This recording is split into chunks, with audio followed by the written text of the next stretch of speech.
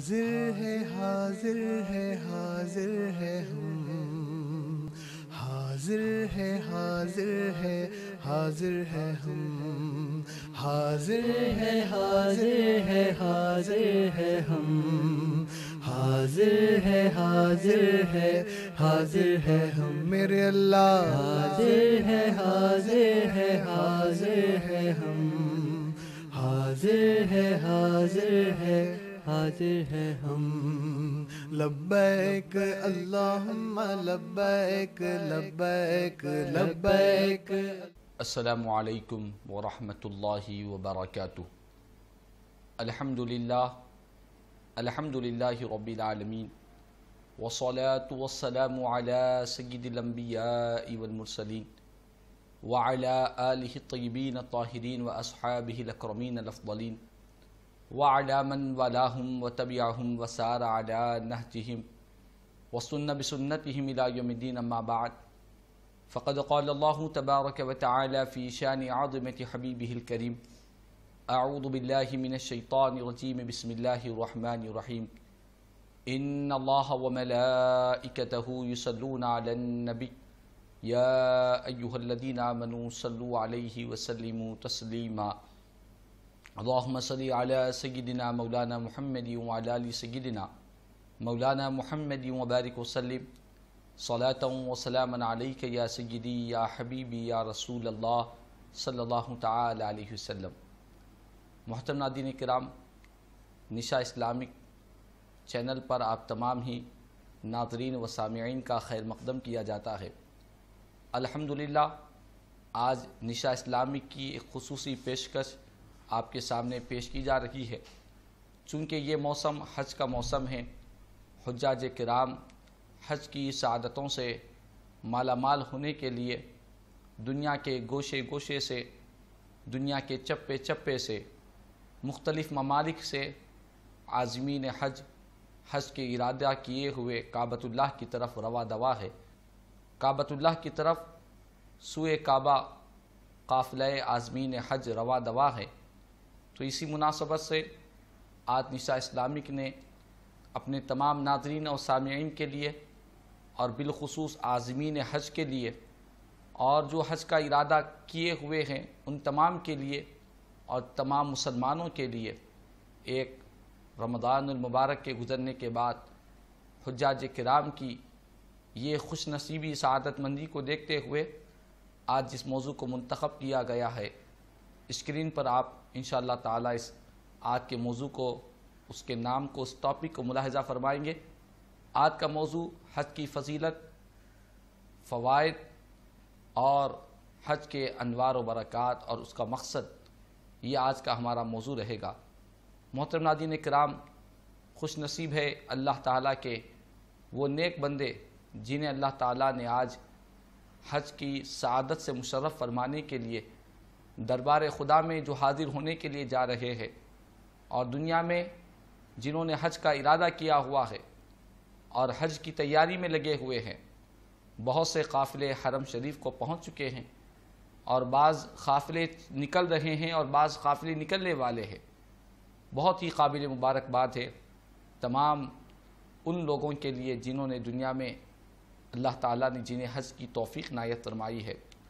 محترم ناظرین کرام، یاد رکھ لیں اس حج کے متعلق اس کی فضیلتیں، اس کی عظمتیں، اس کے برکات بے شمار ہے۔ میں چند باتیں آپ کے گوشے گزار کروں گا اور چند احادیث کریمہ آپ کے سامنے سنانے کی سعادت حاصل کروں گا۔ یاد رکھ لیں حدیث شریف میں میرے اور آپ کے آقا نبیوں کے تاجدار امام الانبیاء سرور کائنات صلی اللہ تعالیٰ علیہ وسلم نے حج کرنے والوں کے بے شمار فضائل بیان فرمائے، اور حج یہ اسلام کا پانچواں عظیم رکن ہے۔ حج یہ وہ عبادت ہے جس عبادت میں بدنی اور مالی عبادت ہونے کا شرف اس عبادت کو اللہ تعالیٰ نے عطا فرمایا۔ نماز، روزہ یہ بدنی عبادت ہے، زکوٰۃ یہ صرف مالی عبادت ہے، لیکن حج ایک ایسی عظیم عبادت ہے اس کا تعلق بدن اور مال دونوں سے ہے۔ اس میں مال بھی خرچ ہوتا ہے اور اس میں بدنی محنت بھی لگتی ہے۔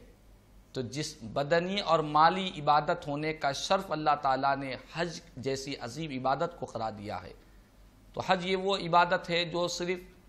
زندگی میں ایک مرتبہ مالدار پر اللہ تعالیٰ نے جو حج کو جا سکتا ہے، جا کر آنے تک کے اخراجات برداشت کر سکتا ہے اور اپنے گھر والوں کا نان نفقے کا انتظام کر جا سکتا ہے، ایسے شخص کے لیے اللہ تعالیٰ نے ساری زندگی میں ایک مرتبہ حج کو فرض کرا دیا ہے۔ جس طرح نماز روزانہ 5 وقتہ فرض ہے، روزہ سال میں ایک مرتبہ رمضان المبارک کا فرض ہے، زکوٰۃ سال گزرنے کے بعد صاحب نصاب پر فرض ہے، اسی طرح حج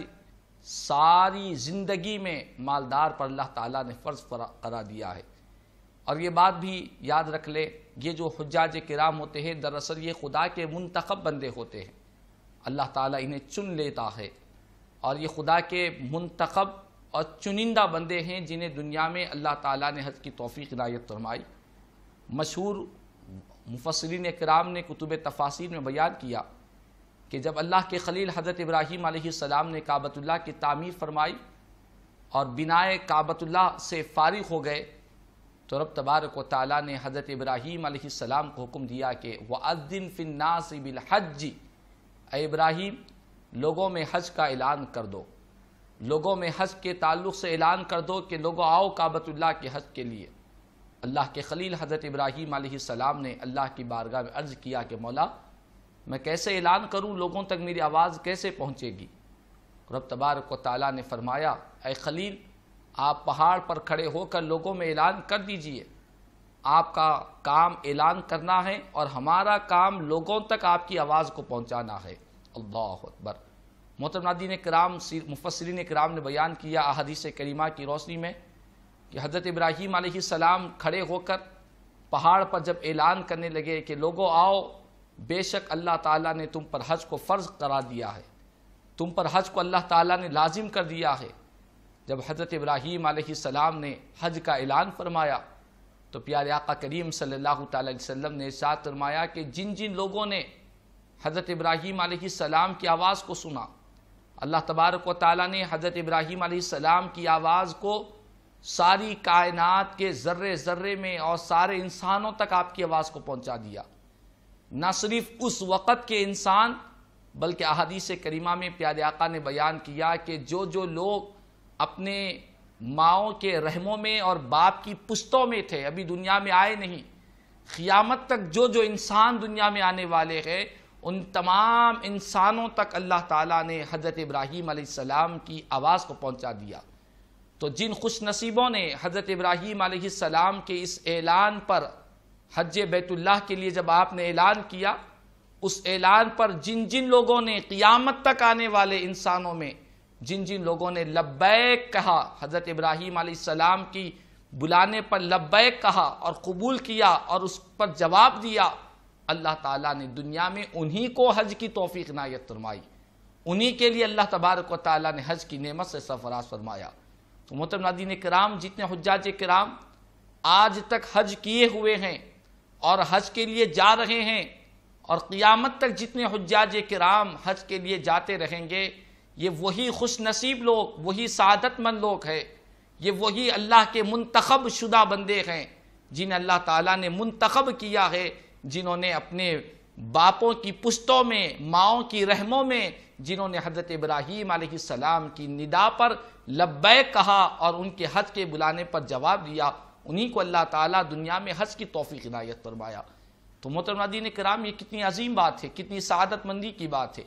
کتنی خوش نصیبی کی بات ہے کہ آج ندائے خلیل پر جنہوں نے لبیک کہا ہے، آج عازمین حج سوئے حرم کی طرف، حرمین شریفین کی طرف قافلے رواں دواں ہو رہے ہیں۔ یہ وہی خوش نصیب ہے جنہوں نے ندائے خلیل پر لبیک کہا اور ان کے بلانے پر جواب دیا، اللہ تعالیٰ نے حج کی توفیق عنایت فرمائی۔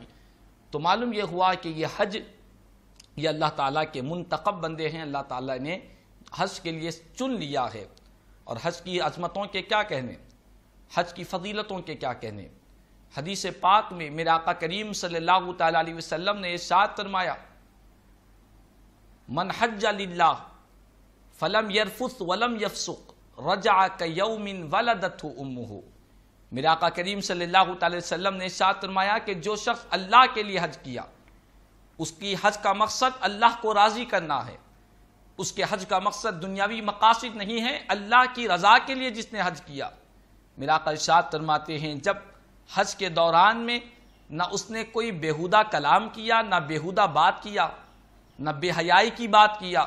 نہ اس نے کوئی گناہ کا کام کیا، تو وہ ایسے لوٹے گا حاجی حج کر کر جیسے آج ہی اپنی ماں کے پیٹ سے جنم لیا ہو۔ اللہ اکبر۔ جس طرح کوئی بچہ ماں کے پیٹ سے جنم لیتا ہے، اس کے نامہ اعمال میں کوئی گناہ نہیں رہتا، وہ گناہوں سے پاک و صاف پیدا ہوتا ہے، ٹھیک اسی طرح حاجی جب اللہ کے لیے حج کرتا ہے اور حج کے دوران نہ کوئی رفث کرتا ہے، نہ کوئی فسق کرتا ہے، نہ بیہودہ بات کرتا ہے، نہ کوئی گناہ کرتا ہے، اپنے آپ کو بچا کر چلتا ہے،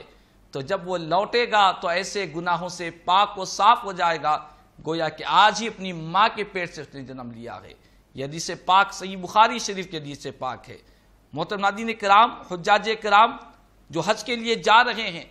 یہ اتنے خوش نصیب اور سعادت مند لوگ ہیں۔ حدیث پاک میں نبی کریم صلی اللہ تعالیٰ علیہ وسلم نے ارشاد فرمایا کہ لوگو، یہ جو حج کرنے والے حجاج کرام حج کے لیے جاتے ہیں، ان کا معاملہ یہ ہوتا ہے، میرا آقا فرماتے ہیں الحجاج والعمار وفد اللہ، یہ حج کرنے والے، عمرہ کرنے والے، یہ اللہ کے مہمان ہوتے ہیں، یہ خداوند قدوس کے مہمان ہوتے ہیں، خدا کا وفد ہوتے ہیں۔ میرا آقا ارشاد فرماتے ہیں اگر یہ حجاج کرام اللہ کی بارگاہ میں کوئی دعا کرتے ہیں تو اللہ ان کی دعاؤں کو قبول فرماتا ہے،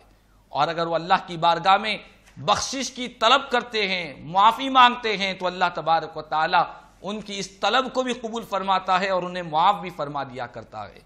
تو محترم ناظرین کرام، یہ کتنی خوش نصیبی کی بات ہے کہ حجاج کرام اور حج کرنے والے اور عمار عمرہ کرنے والے، یہ وہ خوش نصیب ہے کہ اللہ تبارک و تعالی ان کی ہر دعا کو قبول فرماتا ہے، اور اگر یہ کسی کی بخشش اور مغفرت کے لیے دعا کرتے ہیں تو اللہ تبارک و تعالی ان کی مغفرت فرما دیا کرتے ہیں۔ یہی نہیں محترم ناظرین کرام،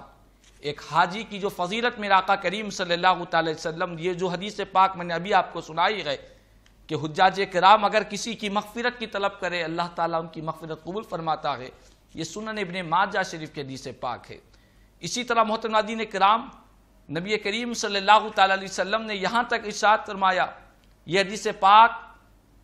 امام جلال الدین سیوطی رحمۃ اللہ تعالیٰ علیہ نے الجامع الکبیر میں نقل فرمایا، بہت ہی خوبصورت حدیث پاک ہے۔ میرے آقا کریم صلی اللہ تعالیٰ علیہ وسلم نے ارشاد فرمایا کہ جو حاجی حج کرتا ہے اور حج کر کر لوٹتا ہے تو اللہ تبارک و تعالی ایک حاجی کو اتنا طاقت اور اتنا اختیار، اتنا پاور عطا فرمائے گا کہ ایک حاجی اللہ کی بارگاہ میں اپنے خاندان کے 400 افراد کی شفاعت کرے گا۔ اللہ اکبر، 400 افراد کی اپنے خاندان کی شفاعت کرے گا، اللہ تعالیٰ اس کی شفاعت کو قبول فرمائے گا۔ راوی فرماتے ہیں کہ سرکار نے اپنے خاندان کے 400 افراد فرمائے یا 400 خاندانوں کی شفاعت فرمائے گا، ان دونوں میں سے راوی فرماتے ہیں کہ آقا کریم صلی اللہ علیہ وسلم نے ایک حاجی کی یہ شان بیان فرمائی۔ تو محترم ناظرین کرام، یہ کتنی بلند بات ہے کہ ایک حاجی خاندان کے 400 افراد کی شفاعت کر رہا ہے یا 400 خاندانوں کی شفاعت کر رہا ہے۔ ایک خاندان میں کئی لوگ ہوتے ہیں، ایسے 400 خاندانوں کی حاجی شفاعت کرے گا۔ یہ حدیث پاک میں میرے آقا نے حجاج کرام کی فضیلت بیان کی، تو بے شمار حجاج کرام کی فضیلتیں ہیں، بے شمار حج کرنے والوں کی عظمتیں ہیں، اور تو بہت ہی خوش نصیبی کی بات ہے ان حجاج کرام کے لیے جو آج حج کی سعادتوں کے لیے جا رہے ہیں۔ حدیث پاک میں نبی کریم صلی اللہ تعالیٰ علیہ وسلم نے ارشاد فرمایا، مجمع الزوائد کی حدیث پاک ہے، پیارے آقا فرماتے ہیں کہ لوگوں، یہ جو حجاج کرام حج کے لیے جاتے ہیں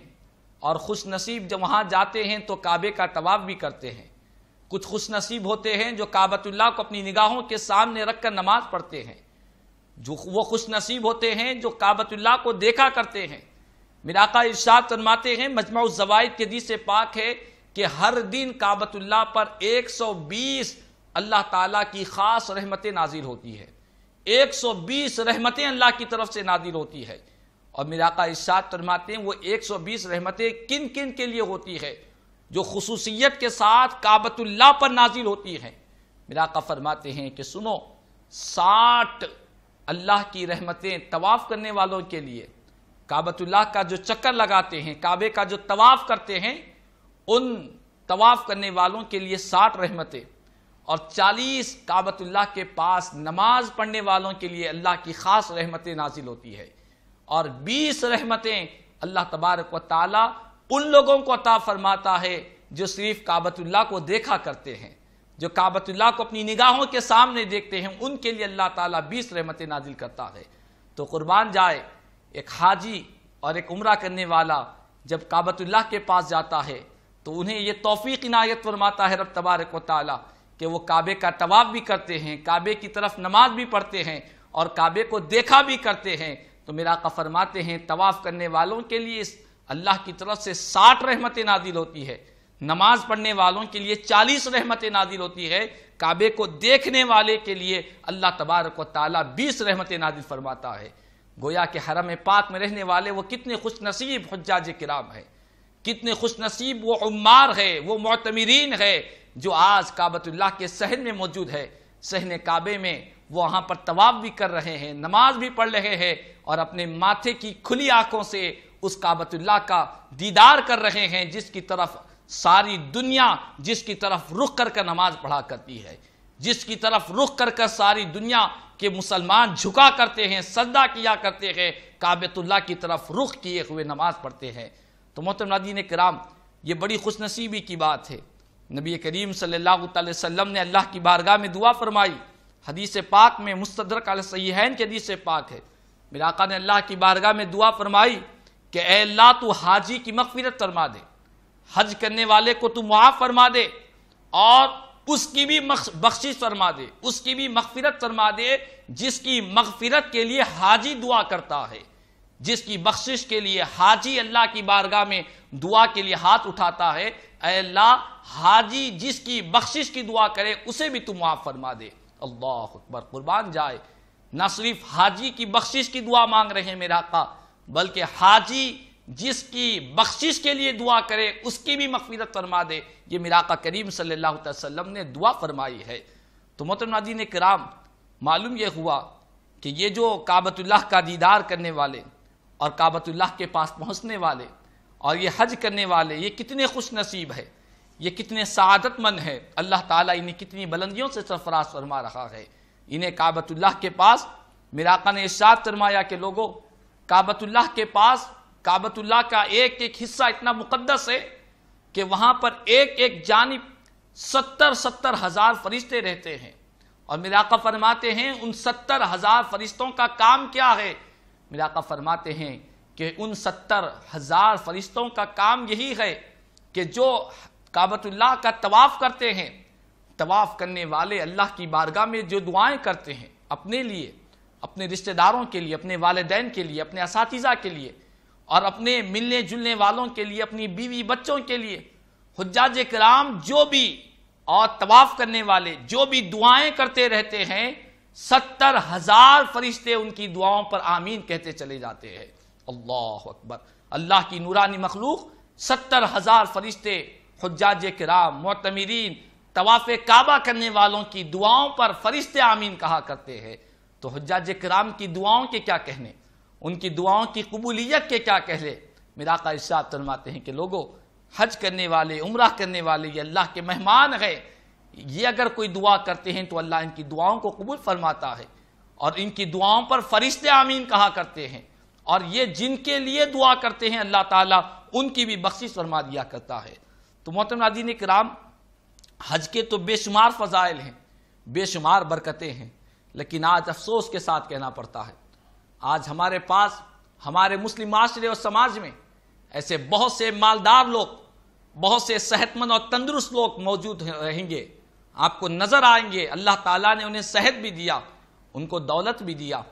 ان کے اوپر اللہ تعالیٰ نے حج کو فرض کر دیا ہے، لیکن بہت سے مالدار حج کو نہیں جاتے، بہت سے دولت مند حج کو نہیں جاتے۔ اس کی وجہ کیا ہے؟ ان کے دلوں میں مال و دولت کی محبت ہے، یہ سوچتے ہیں کہ حج کریں گے تو مال میں کمی آئے گی، حج کو جائیں گے تو ہماری دکان کون سنبھالے گا، ہماری تجارت کا کیا ہوگا، ہمارے بزنس کا کیا ہوگا، اور ہمارے جاب کا کیا ہوگا۔ اس طرح مالدار دولت مند لوگ جنہیں اللہ تعالیٰ نے حج کی سعادت سے مالا مال، اللہ تعالیٰ نے حج کی انہیں استطاعت دی ہے، لیکن استطاعت کے باوجود حج نہیں کرتے، یہ بہت ہی بری بات ہے، بہت ہی بھیانک بات ہے اور بہت ہی گناہ والی بات ہے کہ حج فرض ہونے کے بعد بھی اگر کوئی حج نہ کرے۔ حدیث پاک میرا آقا کریم صلی اللہ تعالیٰ علیہ وسلم نے ارشاد فرمایا، بغور سماعت کرے، یہ ان لوگوں کے لیے خاص طور پر جن کے پاس اللہ نے دولت دی ہے، جو حج کی استطاعت ہے، وہ حج کو جا کر آ سکتے ہیں، اتنا خرچہ انہوں برداشت کر سکتے ہیں اور جا کر آنے تک اپنے اہل و عیال کا نان نفقے کا انتظام بھی کر سکتے ہیں، لیکن اس کے باوجود بھی جو حج نہیں کر رہے ہیں ان کے لیے آقا کریم صلی اللہ علیہ وسلم کا فرمان عالی شان ہے، جامع ترمذی شریف کی حدیث پاک ہے۔ میرا آقا ارشاد فرماتے ہیں حدیث پاک میں، من ملک زادن وراحلتن، جس کو اللہ تعالیٰ نے توشہ اور سواری دی، یعنی جو حج کرنے کی استطاعت رکھتا ہے، جو حج کرنے کی طاقت رکھتا ہے، جو اس کو کعبۃ اللہ تک پہنچا دے، اس کی توشہ، اس کی سواری، جس کے پاس حج کی استطاعت ہے، اس کے باوجود بھی اس نے حج نہیں کیا، فلا علیہ ان یموتا یہودیا او نصرانیا، اللہ اکبر۔ میرا آقا فرماتے ہیں کہ اللہ تعالیٰ کو اس کی کوئی پرواہ نہیں ہے کہ وہ یہودی بن کر مرے یا نصرانی بن کر مرے، اللہ اکبر۔ اس کا خاتمہ ایمان پر ہو یا اس کا خاتمہ یہودیت پر ہو یا نصرانیت پر ہو، کفر پر اس کا خاتمہ ہو جائے، اللہ تعالیٰ کو اس کی کوئی پرواہ نہیں ہے۔ محترم ناظرین کرام، یہ حدیث پاک اتنی وعید والی حدیث پاک ہے، ایک مومن اگر سنے گا تو تڑپ اٹھے گا کہ ایک مومن کے پاس سب سے بڑا اگر کوئی خزانہ ہے تو وہ ایمان کا خزانہ ہے۔ سب سے بڑی دولت اگر ایمان والے کے پاس کوئی چیز ہے تو ایمان کی دولت سب سے عظیم نعمت ہے۔ یاد رکھ لے، ایمان کی دولت، ایمان وہ نعمت ہے، وہ دولت ہے، اس کے سامنے دنیا کی بادشاہت، دنیا کا اقتدار، حکومت، سلطنت، سب کچھ اس کے سامنے پھیکے اور زائل ہے، کوئی معنی نہیں رکھتے ایمان کے سامنے۔ ایمان ہے تو سب ہے، ایمان ایک عظیم نعمت ہے۔ میرا آقا کریم صلی اللہ علیہ وسلم فرماتے ہیں کہ جو اللہ تعالیٰ نے جسے حج کی استطاعت دی ہے لیکن اس کے باوجود بھی وہ حج نہیں کر رہا ہے تو اس کا خاتمہ کیسے بھی ہو جائے اللہ کو اس کی کوئی پرواہ نہیں ہے۔ تو محترم ناظرین کرام، یہ حدیث پاک حج استطاعت ہونے کے بعد نہ کرنے والوں کے لیے یہ حدیث پاک وعید ہے اور یہ اشارہ ہے کہ اس کا خاتمہ بالخیر نہ ہونے کا، اللہ اکبر۔ خاتمہ بالخیر ہونا یہ بہت عظیم نعمت ہے۔ بزرگوں نے زندگی بھر یہی دعا کرتے رہے کہ مولا ہمارا خاتمہ بالخیر ہو، ہمارا خاتمہ کلمہ طیبہ پر ہو، ہم مرتے دم ایمان کی سلامتی کے ساتھ جائے، اور میرے آقا نے خود ارشاد فرمایا، انما الاعمال بالخواتیم، اعمال کا دار و مدار خاتمے پر ہوا کرتا ہے۔ تو محترم ناظرین کرام، آج ضرورت اسی بات کی ہے کہ وہ لوگ جن کو اللہ تعالیٰ نے حج کو فرض قرار دیا ہے، حج کو لازم قرار دیا ہے، جو حج کی استطاعت رکھتے ہیں لیکن اس کے باوجود بھی حج نہیں کرتے، ان کے لیے بڑی ہی بھیانک اور بڑی ہی سخت وعیدیں ہیں۔ یاد رکھ لے، حدیث پاک کے علاوہ بڑے بڑے اکابرین، بزرگان دین، اولیاء اللہ نے ان لوگوں کے لیے جن کے اوپر حج فرض ہو گیا اور انہوں نے حج نہیں کیا، ان کے لیے بڑی سخت وعیدیں بیان فرمائی ہے۔ وعیدیں یہ بیان کی گئی کہ بعض علماء نے یہاں تک فرمایا، خود خلیفہ دوم امیر المؤمنین حضرت سیدنا عمر فاروق رضی اللہ تعالیٰ عنہ فرمایا کرتے، حجت الاسلام حضرت امام غزالی رحمۃ اللہ تعالیٰ علیہ اپنی مشہور و معروف کتاب احیاء العلوم میں بیان فرماتے ہیں کہ حضرت فاروق اعظم رضی اللہ تعالیٰ عنہ فرمایا کرتے تھے کہ لوگوں، میں یہ چاہتا ہوں کہ سارے اسلامی ملکوں میں جو ذمہ داران ہیں ان تک یہ پیغام کو بھیجوں کہ جو لوگ مالدار ہونے کے باوجود بھی حج نہیں کرتے، جن کے پاس دولت ہے، صحت ہے، تندرستی ہے، حج ان کے اوپر لازم ہو چکا ہے، اس کے باوجود بھی جو لوگ حج نہیں کرتے، ان سے غیر مسلموں کی طرح، کافروں کی طرح ان سے جزیہ لیا جائے، ان سے ٹیکس لیا جائے، چونکہ جس طرح کفار و مشرکین کو اسلامی مملکت میں ان کے اطمینان کے لیے، ان کے لیے جو اسلامی طور طریقے کے مطابق ان کے اوپر جو جزیہ ہے، جو ٹیکس مقرر کیا گیا، اس کی کئی حکمتیں ہیں۔ جس طرح غیر مسلموں سے ٹیکس لیا جاتا ہے، اسی طرح حج نہ کرنے والے جن پر حج لازم ہو چکا ہے ان سے ٹیکس لینے کا میں اور جزیہ لینے کا میں انہیں حکم دیتا، اللہ اکبر۔ تو محترم ناظرین کرام، معلوم یہ ہوا کہ حج فرض ہونے کے بعد اگر کوئی حج نہیں کر رہا ہے تو اس کا معاملہ غیر مسلموں کی طرح ہو جائے گا، یعنی اس کا تعلق اسلام سے دور ہونے میں لگے گا۔ بعض علماء نے یہاں تک بیان کیا کہ جس کے اوپر اللہ تعالیٰ نے حج کو فرض قرار دیا اور وہ حج نہیں کیا، بغیر کسی وجہ کے مال و دولت کی محبت کی وجہ سے، تو بعض لوگوں نے یہاں تک کہا کہ ہمیں ایسے شخص کی جنازہ پڑھنا ہمیں پسند نہیں ہے۔ اللہ اکبر، اس کے جنازے میں ہم شریک ہونا نہیں چاہتے، کیونکہ اللہ نے اسے صرف زندگی میں ایک مرتبہ حج کو فرض کیا۔ سیدی شیخ الاسلام عارف باللہ معارف دستگاہ امام محمد انور اللہ فاروقی فضیلت جنگ بانی جامع جامعہ علیہ رحمت و رضوان نے بھی بیان فرمایا کہ دیکھو کہ بندگی کا تقاضا یہ ہے کہ زندگی بھر تم یہ دعویٰ کرتے ہو کہ خدا کے بندے ہیں،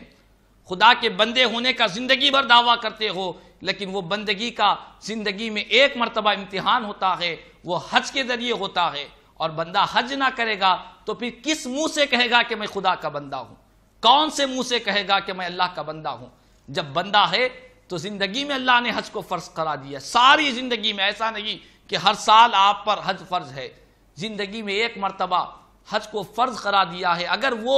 تم بندگی بھی نہیں کرو گے تو پھر کس منہ سے کہیں گے کہ ہم خدا کے بندے ہیں؟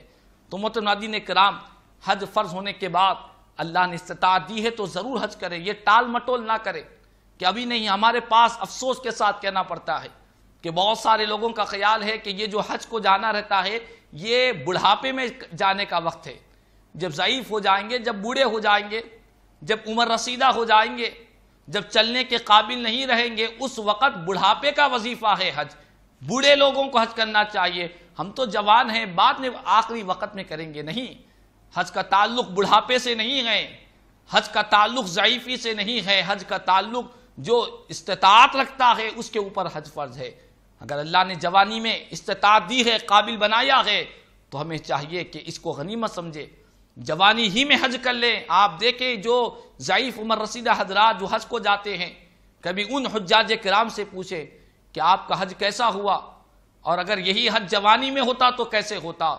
تو وہ ضعیف عمر رسیدہ حضرات کہتے ہیں کہ الحمدللہ اللہ نے توفیق تو دی،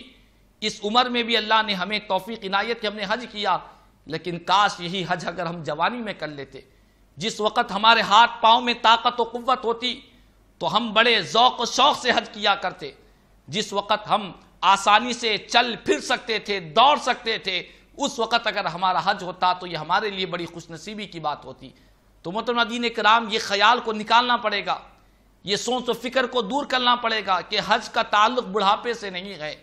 حج بہتر ہے۔ اللہ نے دولت دی ہے تو جوانی ہی میں حج کر لے،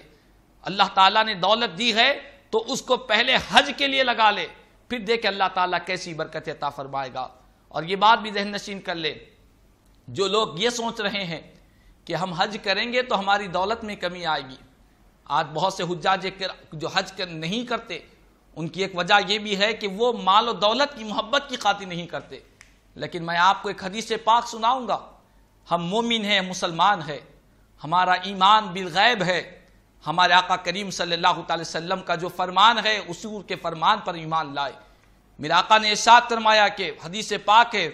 جامع ترمذی شریف کے حدیث پاک ہے، میرے آقا ارشاد فرماتے ہیں تابعوا بین الحج والعمرہ، کہ لوگوں حج اور عمرہ پے در پہ کرتے رہو۔ اللہ نے دولت دی ہے تو ایک مرتبہ تو فرض ادا ہو جاتا ہے، لیکن اللہ نے استطاعت دی ہے، دولت دی ہے تو حج کے لیے پیچھے نہ ہٹو۔ اللہ تعالیٰ نے موقع عنایت کیا، صحت دیا ہے تو تم پے در پہ حج بھی کرتے رہو، عمرہ بھی کرتے رہو۔ اس کی وجہ کیا ہے؟ میرا آقا فرماتے ہیں کہ اس کے دو فائدے ہیں، ایک دنیاوی فائدہ ہے اور ایک اخروی فائدہ ہے۔ دنیاوی فائدہ یہ ہے کہ جب حج کرنے والا حج کرتا ہے تو اللہ تبارک و تعالی حج اور عمرے کی برکت سے اس کی زندگی سے فقر و فاقے کو دور فرما دے گا، اس کی زندگی سے تنگ دستی کو اللہ تعالیٰ دور فرما دے گا۔ حج اور عمرہ کرنے والا کبھی محتاج نہیں رہے گا، یہ میرے آقا کا فرمان عالی شان ہے۔ مدینے والے آقا گارنٹی دے رہے ہیں، ضمانت دے رہے ہیں کہ لوگوں، اے میرے امتیوں، تم حج بھی کرتے رہو، عمرہ بھی کرتے رہو،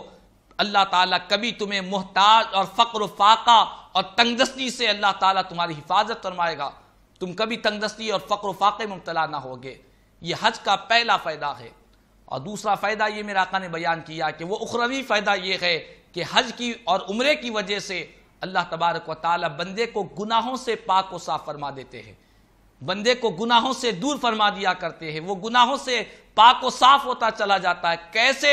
میرے آقا نے مثال بھی ارشاد فرمایا کہ جس طرح لوہے،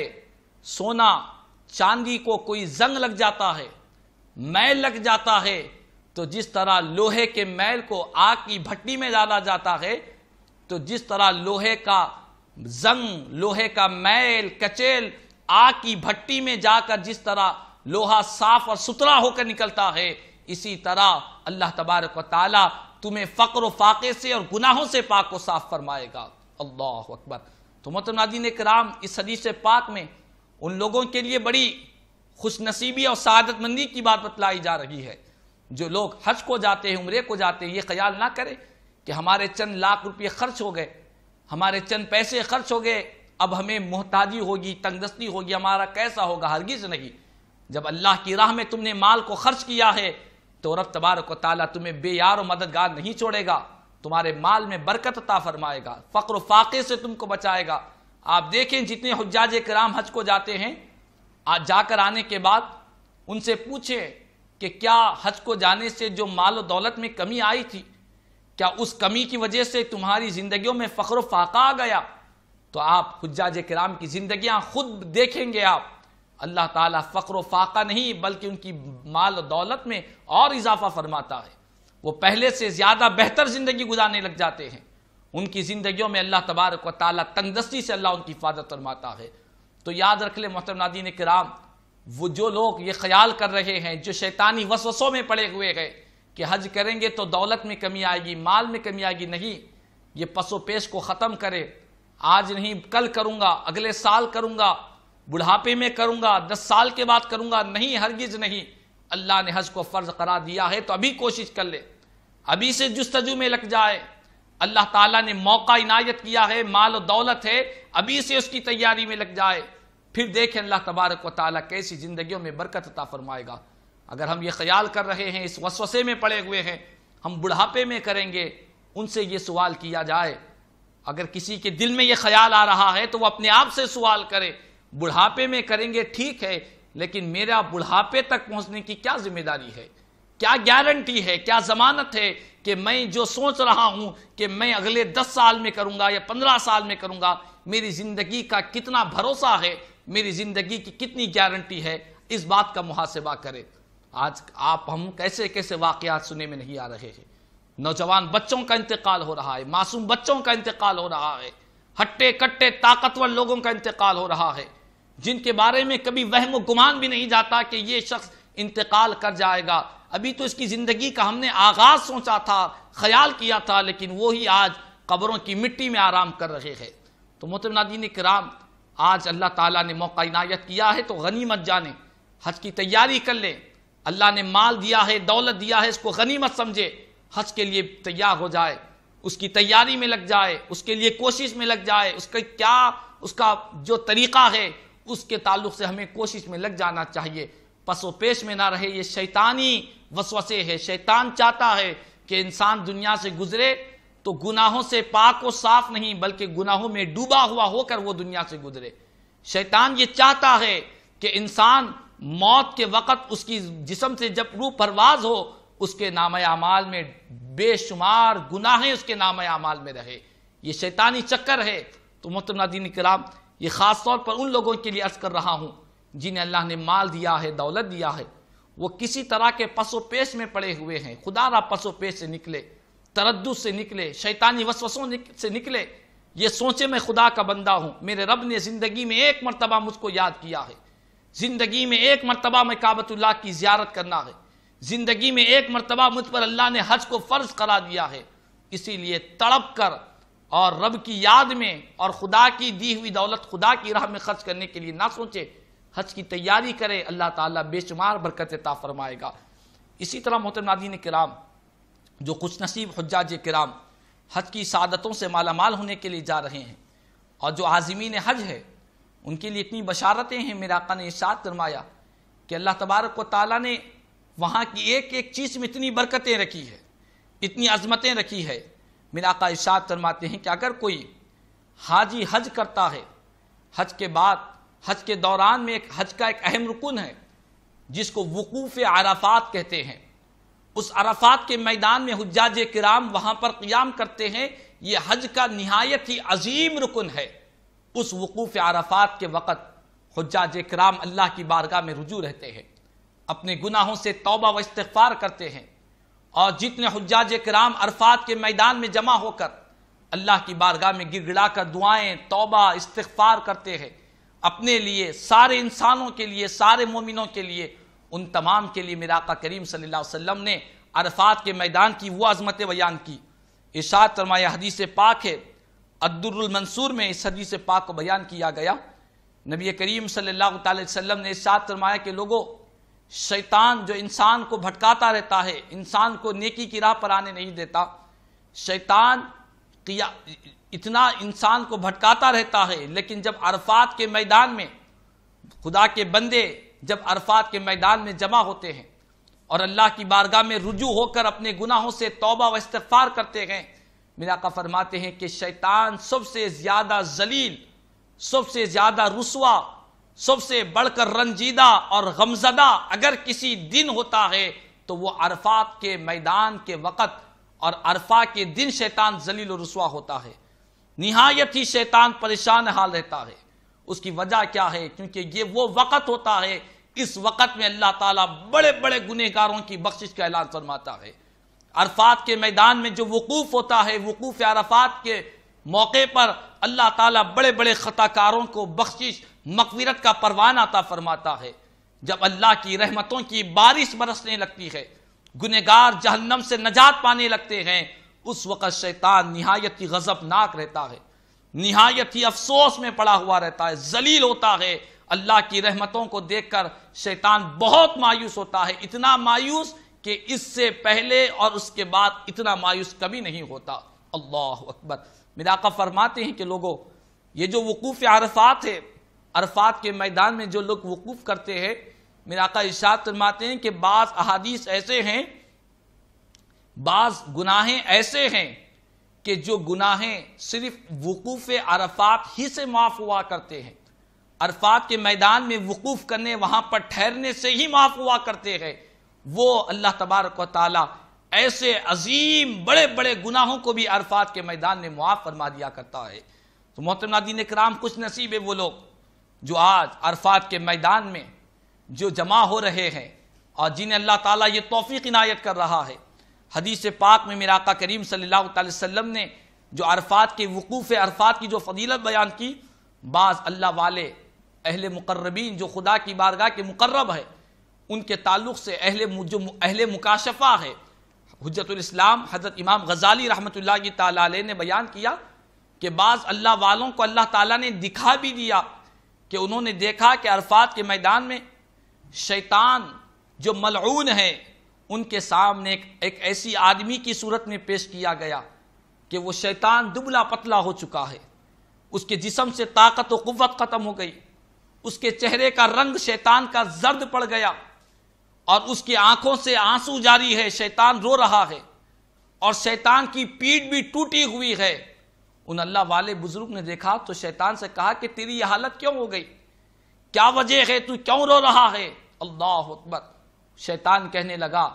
کہ آج خدا کے بندے اپنے گھروں سے نکلے ہیں تو صرف اللہ کے لیے نکلے ہیں۔ آج اللہ کے نیک بندے حجاج کرام بغیر وہ اپنے گھروں سے نکلے ہیں، کئی گھنٹوں کا، کئی مہینوں، کئی دنوں کا سفر کر کر آئے ہیں،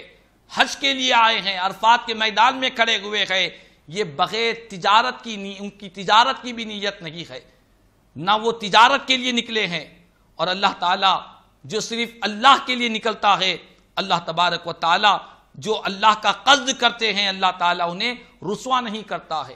اللہ تعالیٰ انہیں ضرور نوازتا ہے۔ آپ دیکھیں حجاج کرام نہ تجارت کی غرض سے نکلے، نہ کاروبار کی غرض سے نکلے، ان کا سب سے عظیم مقصد یہی ہے کہ ہمیں رب کی بارگاہ میں جانا ہے، خدا کو راضی کرنا ہے، اس کے گھر کا طواف کرنا ہے، حج کرنا ہے، ایک عظیم فریضے کو انجام دینا ہے، اسی مقصد کے لیے حجاج کرام نکلے ہیں۔ تو شیطان کہتا ہے کہ جو صرف اللہ کے لیے نکلتا ہے، اللہ تعالیٰ اسے کبھی رسوا نہیں فرماتا، اسے اپنی نعمتوں سے سرفراز فرماتا ہے۔ اس کے بعد اس نے کہا کہ میں غمگین اس لیے ہوں، میں غمگین اس وجہ سے ہوں۔ اس نے کہا شیطان بدبخت نے کہ آج سواریوں پر سوار ہو کر حجاج کرام ایسی جوش و خروش سے آ رہے ہیں، ان کی سواریوں کی آواز کو سن کر میں غمگین ہو چکا ہوں۔ اللہ اکبر۔ اسی طرح میری کمر ٹوٹ چکی ہے، چونکہ وہ آج اللہ کی بارگاہ میں گر گلا کر دعائیں کر رہے ہیں، اللہ تعالیٰ ان کی مغفرت فرما رہا ہے۔ تو محترم ناظرین کرام، یہ جو عرفات کا میدان ہے جہاں پر حجاج کرام کی کثیر تعداد جمع ہوتی ہے، سارے حجاج کرام وہاں پر وقوف کرتے ہیں، اس وقت اللہ تعالیٰ ان کی بخشش کا، ان کی مغفرت کا اعلان فرماتا ہے، جس کو دیکھ کر شیطان بھی ملعون ہو کر رنجیدہ اور غمزدہ ہو جایا کرتا ہے۔ محترم ناظرین کرام، یہ تو عرفات کے میدان کی بات تھی۔ اسی طرح میرے آقا کریم صلی اللہ تعالی علیہ وسلم نے کعبۃ اللہ کے اطراف میں ایک ایک چیز کی عظمتوں کو میرے آقا نے ارشاد فرمایا کہ لوگوں، جب تم کعبۃ اللہ کے پاس رہو، زیادہ سے زیادہ طواف کرتے رہو۔ یہ حدیث پاک مستدرک علی الصحیحین کے حدیث پاک ہے۔ میرے آقا فرماتے ہیں کہ زیادہ سے زیادہ تم طواف کعبہ کرتے رہو، کیونکہ تمہارے جو صحیفے رہیں گے، جو نامہ اعمال رہیں گے، ان میں سب سے زیادہ جو ثواب کے اعتبار سے اللہ تعالیٰ جس عمل کو مقام عطا فرمائے گا وہ طواف کعبہ کو عطا فرمائے گا، اور سب سے زیادہ بہترین قابل رشک عمل کوئی ہوگا تو وہ طواف کعبہ ہوگا۔ تو آج حجاج کرام کو اللہ تعالیٰ یہ موقع عنایت کر رہا ہے کہ وہ اپنے نامہ اعمال میں کثرت سے طواف کعبہ کر اور کعبۃ اللہ کا اطراف چکر لگا کر بہترین عمل کو اپنے نامہ اعمال میں لکھوا رہے ہیں۔ تو محترم ناظرین کرام، اسی لیے ہمارے علماء نے بیان فرمایا ہے کہ جب حجاج کرام حج کو جائے تو زیادہ سے زیادہ حجاج ہو یا معتمرین ہو، عمار ہو، زیادہ سے زیادہ جب کعبۃ اللہ میں رہے، کثرت سے طواف کرتے رہے۔ اس کی فضیلت تو میرے آقا نے بیان فرمائی ہے، اور ساتھ ہی علماء نے بیان کیا کہ یہ وہ موقع ہے کہ دنیا میں کسی جگہ یہ عبادت کا موقع نہیں ملتا۔ یہ طواف کعبہ صرف کعبۃ اللہ ہی میں اسی جگہ پر اس کی نعمت اور اس کا موقع عنایت ہوتا ہے۔ تو اسی لیے علماء بیان کرتے ہیں کہ جب حرم شریف میں رہے، کعبۃ اللہ کے پاس رہے، تو سب سے زیادہ کعبۃ اللہ کا طواف کرتے رہنا چاہیے۔ یہ حجاج اور عمار کے لیے میرے آقا علماء نے بیان کیا، اور آقا کریم صلی اللہ علیہ وسلم نے اس کی فضیلت بیان فرمائی ہے۔ اسی طرح محترم ناظرین کرام، جو لوگ آج حج کی تیاری میں لگے ہوئے ہیں اور جو حج کے لیے جا رہے ہیں، ان کے تعلق سے بزرگوں نے بہت ہی پیاری باتیں بیان فرمائی ہے۔ چنانچہ ایک بہت ہی خوبصورت واقعہ حجت الاسلام حضرت امام غزالی رحمۃ اللہ تعالی علیہ نے اپنی کتاب احیاء العلوم میں بہت ہی پیارا واقعہ بیان فرمایا۔ واقعہ یوں ہے کہ حضرت علی بن موفق رحمۃ اللہ تعالی علیہ بہت بڑے اللہ والے بزرگ گزرے ہیں۔ وہ فرماتے ہیں کہ میں ایک مرتبہ حجاج کرام کے ساتھ میں بھی حج کے لیے نکلا۔ حج کے دوران میں حج کرتا رہا، اور حج کرتے کرتے ایک دن فرماتے ہیں کہ میں اپنی زندگی میں کئی مرتبہ نبی کریم صلی اللہ علیہ وسلم کی جانب سے میں نے حج کیا ہے۔ ایک مرتبہ فرماتے ہیں کہ میں ایک حج کیا، حج کرنے کے بعد سو گیا، دوران حج میں سو گیا۔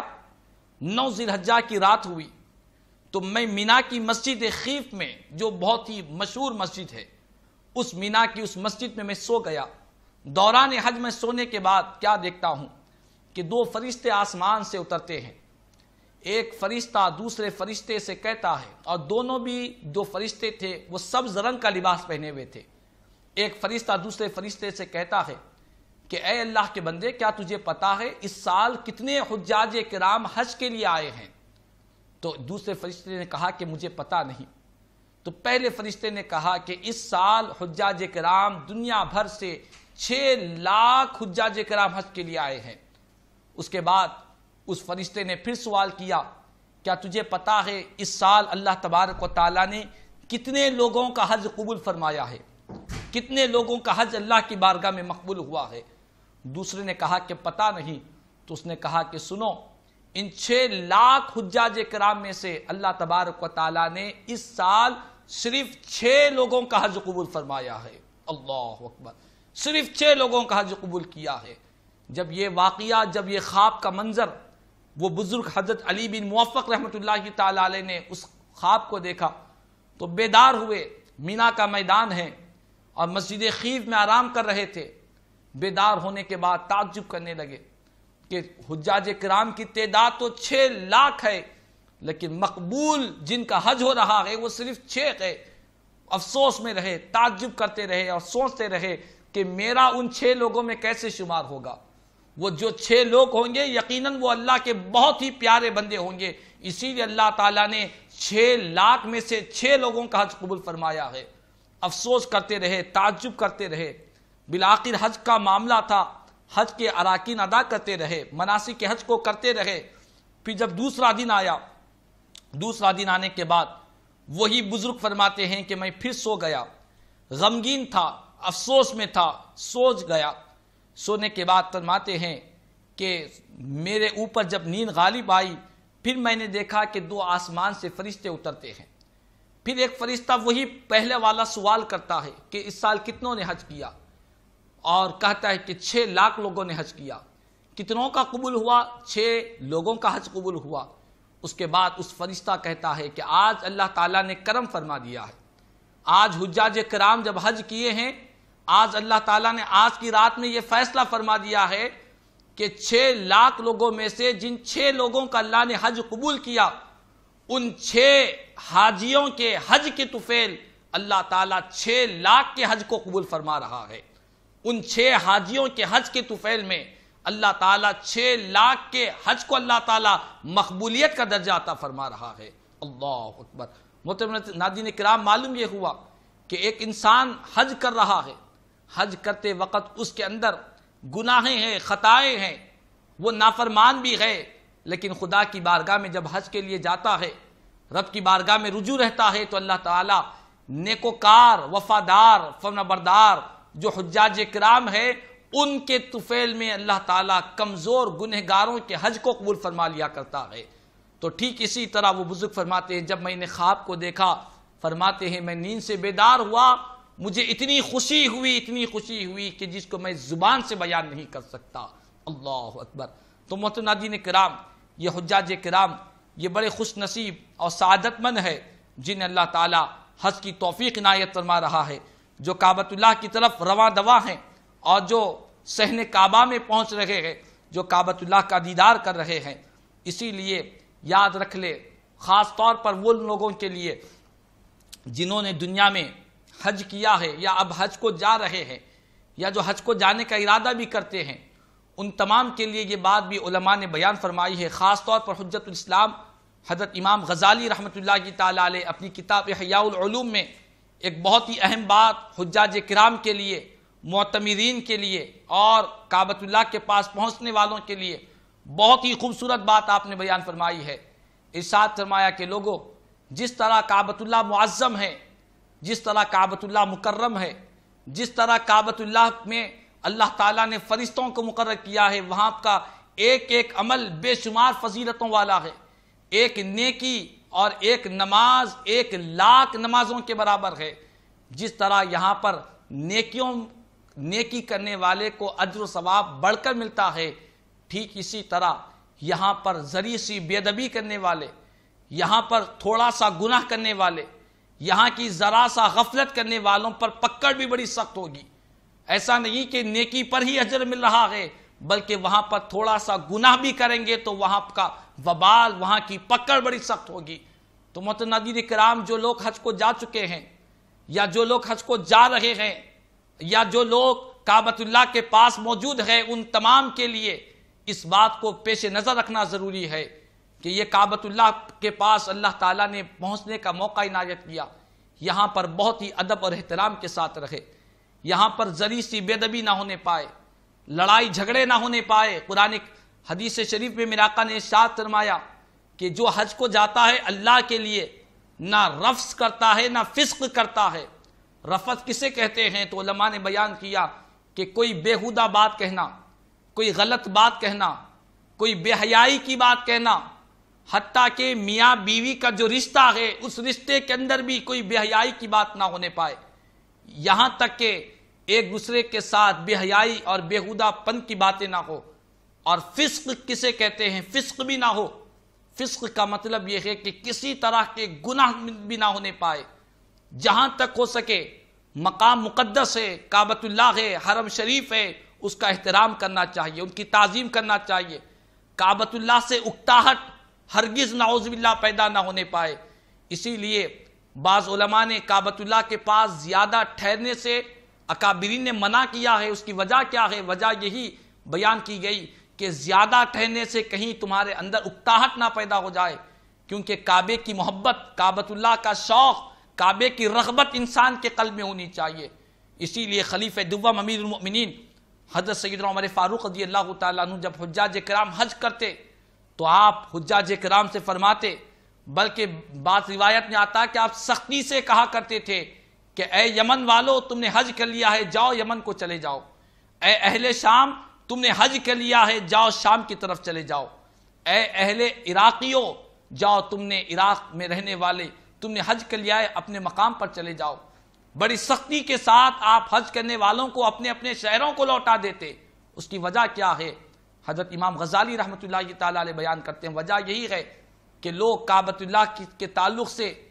ان کے اندر کوئی اکتاہٹ نہ پیدا ہو جائے، کعبۃ اللہ کو نعوذ باللہ من ذالک وہ روزمرہ کے معمولات نہ سمجھنے لگے، بلکہ کعبے کی محبت، کعبے کا شوق، کعبے کا ادب، کعبے کی تعظیم ہمیشہ ان کے سینوں میں رہنا چاہیے۔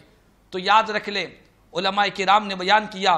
کہ یہ کلام تو بہت مقدس ہے، یہ جگہ تو بہت مقدس ہے، لیکن اس کا احترام کرنا بھی ضروری ہے۔ کوئی بےہودہ بات نہ ہو، کوئی لڑائی جھگڑا نہ ہو۔ سنے میں آتا ہے کہ حجاج کرام جب حج کو جاتے ہیں، بعض شیطانی وسوسوں میں، نفس کے بہکاوے میں آ کر لڑائی جھگڑا کرتے ہیں۔ قرآن نے تو واضح طور پر ارشاد فرما دیا، فلا رفث ولا فسوق ولا جدال فی الحج۔ حج میں نہ رفث ہے، نہ فسق ہے، نہ جدال ہے۔ جدال کے مطلب لڑائی جھگڑا بھی نہیں ہے۔ تو جہاں تک ہو سکا حجاج کرام کے لیے چاہیے کہ اپنی زبانوں کی حفاظت کرے، لڑائی جھگڑے سے بچے، بےہودہ باتیں نہ کرے، کوئی اختلافات نہ کرے، لڑائی جھگڑوں میں نہ پڑے، بلکہ اللہ کے اس در پر پڑے رہے اور یہ سوچے کہ اللہ تعالیٰ نے ہمیں موقع عنایت کیا ہے، یہ سوچے کہ اللہ تعالیٰ نے ہم پر کیسا کرم فرمایا ہے، خدا کی کرم نوازشوں پر نظر رکھے اور اپنی قسمت پر ناز کرے، اپنی قسمت پر رشک کریں کہ اللہ تعالیٰ نے مجھے کیسا موقع عنایت کیا ہے۔ تو حجاج کرام کے لیے چاہیے کہ وہ چاہے حرم شریف میں ہو، حرمین شریفین میں ہو، مکہ مکرمہ میں رہے یا مدینہ منورہ میں رہے، یا وہ مینا میں رہے، عرفات میں رہے، مزدلفہ میں رہے، رمی جمرات کا وقت رہے، صفا اور مروہ کی سعی کا وقت رہے، حجر اسود کے بوسے کا موقع رہے، طواف کعبہ کا موقع رہے، کسی بھی موقع پر، حج کے موقع پر صبر کے دامن کو تھامے رہے، صبر کرتے رہے، کسی کو تکلیف نہ پہنچائے، حسن اخلاق کے پیکر بن جائے اور اللہ کی بارگاہ میں شکر ادا کرتے رہے۔ یاد رکھ لے، حضرت عبداللہ بن مسعود رضی اللہ تعالیٰ فرماتے ہیں کہ مکہ مکرمہ کے علاوہ کوئی ایسا شہر نہیں جہاں بندے سے عمل کے بغیر صرف نیت پر بھی اللہ تعالیٰ مواخذہ فرماتا ہے۔ صرف نیت بھی اس نے غلط کی ہے تو اس پر پکڑ ہوتی ہے۔ اس کی دلیل میں یہ آیت مبارکہ آپ پڑھتے، وَمَنْ يُرِدْ فِيهِ بِإِلْحَادٍ بِظُلْمٍ نُذِقْهُ مِنْ عَذَابٍ أَلِيمٍ، کہ جو کوئی اس شہر مکہ میں ظلم و زیادتی کے ساتھ بے دینی کا ارادہ کرتا ہے، بے دینی کو چاہتا ہے، بے دینی کی نیت کرتا ہے ظلم و زیادتی کے ساتھ، رب تعالیٰ فرماتا ہے کہ جو صرف یہ ارادہ بھی کرے شہر مکہ میں، حرم شریف میں بے دینی کا، ہم اس کو نہایت ہی سختی سے پکڑیں گے۔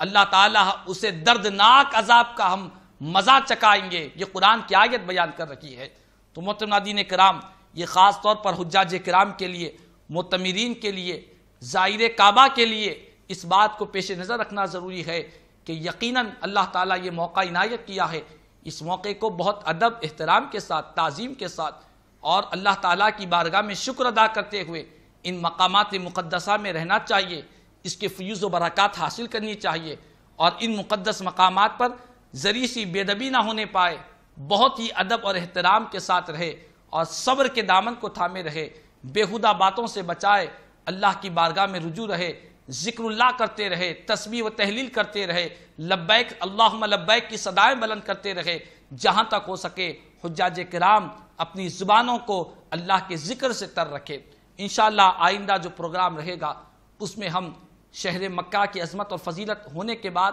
انشاءاللہ تعالی شہر مدینہ کی عظمت اور فضیلت اور شہر مدینہ کے فیوز و برکات اور شہر مدینہ کی پاکیزہ ہوائیں انشاءاللہ تعالی ہم اس پر کلام کریں گے۔ اسی پر میں اپنی گفتگو کو یہیں پر روک رہا ہوں اور اللہ تبارک و تعالیٰ سے دعا ہے کہ اللہ تبارک و تعالیٰ ہم تمام کو حجاج کرام کے جو حج کی طرف روا دوا ہے اور سوئے کعبہ کی طرف متوجہ ہیں، اللہ تعالیٰ تمام عالم اسلام کے حجاج کرام کے مناسک حج کو خیر خوبی کے ساتھ ادا کرنے کی توفیق عطا فرمائے، اور تمام حجاج کرام جو حج کی سعادتوں سے مالا مال ہونے کے لیے گئے ہیں، اللہ پاک اپنی حفظ و امان میں انہیں اپنی حفظ و امان میں اللہ تعالیٰ رکھے اور ان کے حج کو حج مقبول ہونے کی سعادت نصیب فرمائے۔ مولا تعالیٰ جتنے ہمارے ناظرین، سامعین اور جتنے لوگ تیری بارگاہ میں دعا کے لیے ہاتھ اٹھائے، مولا ہم تمام کو بھی اپنے اپنے والدین کے ساتھ حج مبرور کی سعادت سے مالا مال فرمائے، اور ہمیں بھی حج مقبول کی دولت عطا فرمائے، اور ہمیں بار بار حج اور عمرہ کرنے کے اللہ پاک توفیق عطا فرمائے۔ کہنے سننے سے زیادہ مجھے اور ہم تمام کو عمل کی توفیق عطا فرمائے۔ آمین ثم آمین، واخر دعوانا الحمدللہ رب العالمین وما علینا الا البلاغ المبین۔ إن الحمد والنعمة إن الحمد والنعمة لك والملك لا شريك لك حاضر ہے حاضر ہے حاضر ہے حاضر ہے حاضر ہے حاضر ہے ہم میرے اللہ حاضر ہے حاضر ہے حاضر ہے ہم حاضر ہے حاضر ہے حاضر ہے ہم لائق حمد و ثنا تیرے سوا